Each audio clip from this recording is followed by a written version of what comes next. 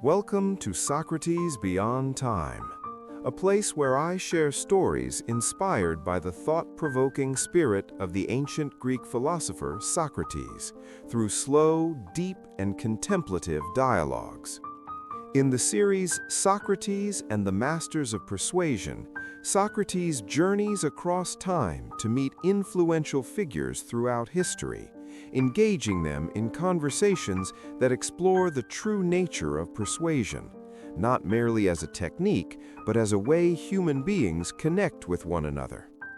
Though these encounters are fictional, the spirit of Socrates and the insights revealed in each dialogue carry a timeless value, inviting us to reflect on how we think, speak, and influence others.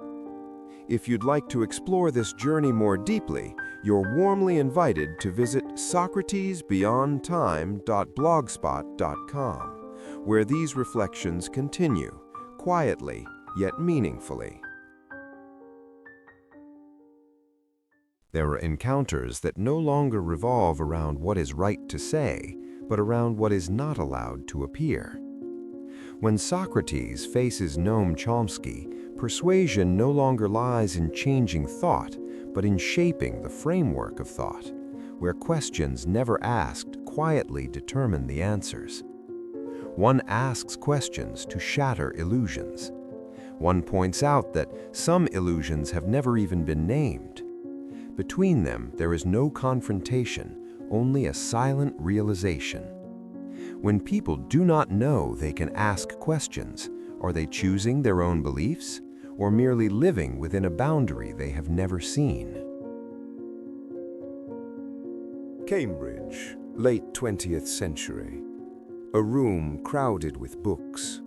White light falls across a desk. No cameras, no applause. Outside, the media machine runs without pause. News pours in relentlessly.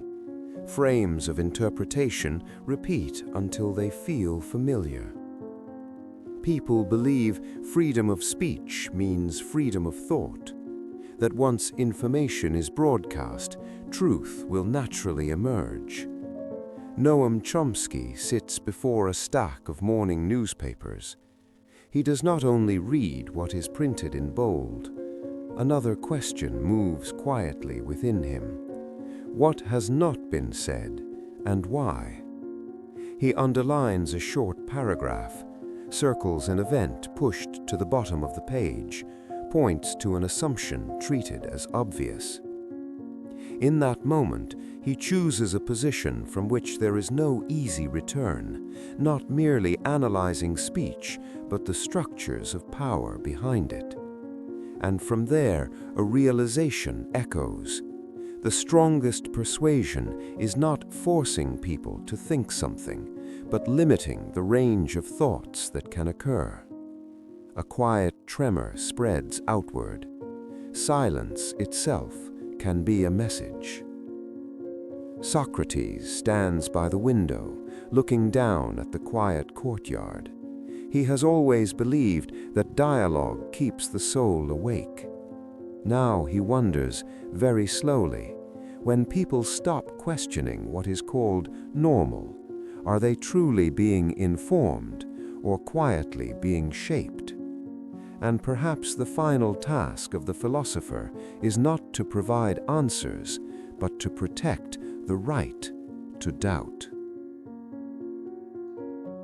You do not write the headlines, because the headlines have already been written by things that sign no name. You do not debate in the public square. The public square now is built from habits and repetition. Socrates looks at the stacked newspapers. In Athens, we feared that speech might defeat truth. But here, what do we fear? The fear of organized absence. Explain. Not lies, but preventing the appearance of questions that might shake the foundation. Socrates nods gently.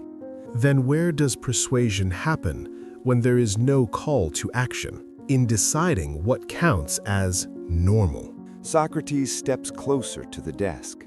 You are saying the greatest power is the power to define the frame, and the quietest power is making people believe there is no frame at all. Socrates gazes out the window. With Edward Bernays, I saw the unconscious being seated. With Marshall McLuhan, I saw the medium bending perception. And with you, what do I see? I only point to the questions that are not allowed to appear. And when people do not know they have the right to ask, they call silence consent. A long pause. You do not promise solutions, because solutions cannot be packaged for those who have not yet seen the problem. Then what is your task? To disturb, to interrupt, to reveal the ground that pretends to be natural. Socrates smiles faintly. A profession not often loved and rarely funded. Do you believe people want the truth? They want safety. Truth is accepted only when it does not threaten that feeling. Then does philosophy still have a place? Only when it does not ask for permission. Socrates studies the notes in the margins.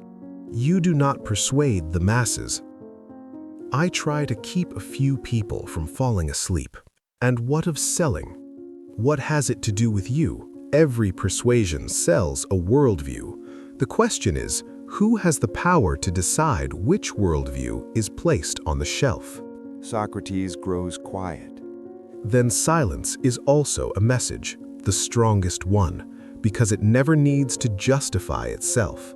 Socrates stands, adjusting his cloak. Perhaps, in this age, the most dangerous persuader is not the one who lies, but the one who decides what is not worth saying. Chomsky nods.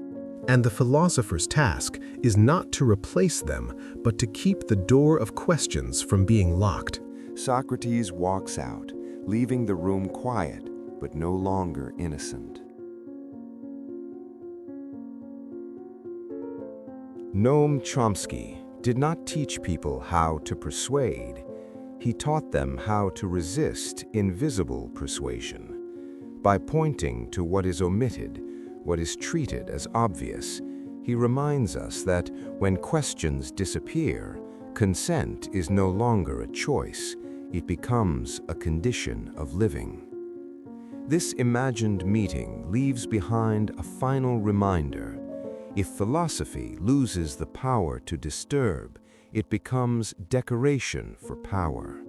And perhaps, in a world where attention itself is a commodity, the most radical act is simply this: to ask the question again.